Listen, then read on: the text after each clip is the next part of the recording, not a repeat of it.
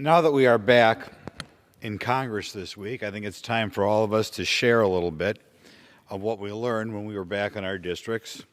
And given that my district has more manufacturing jobs than any other district in the country, I, of course, spent some time touring my manufacturing facilities and seeing what is going to become of the cost of American goods in the immediate future. There are some people who are claiming that this inflation is only something that arose out of recent developments, out of what happened in the Ukraine. That's not at all true.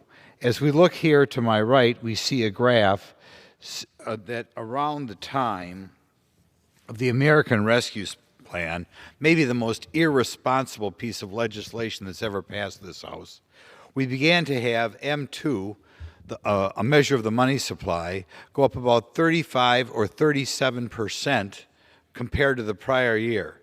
In the last big inflation in the 1970s, it would go up 8 or 9% over the prior year. Now we're at around 37%. Look at this. And that was before the, again, preposterously big spending bipartisan infrastructure bill was passed. When you have that great of an increase in the money supply, in other words, when the Federal Reserve has to print that much money in a short period of time, what do you think will happen? Any middle schooler could have told you when that American Rescue Plan passed that you were going to have hyperinflation. And that's exactly what you're getting. When I tour my manufacturers again and again and again, I find the cost of metals or the cost of the materials that are going to go into the final price in a few months going up 300, 400, 500%. I am very afraid of what is going to happen in the future to our economy with such hyperinflation. And I will point out, compared to a very large and controversial bill that we passed last night with regarding the Ukraine crisis, that bill was about 2% of the spending of the massive American Rescue Plan and a small fraction of the bipartisan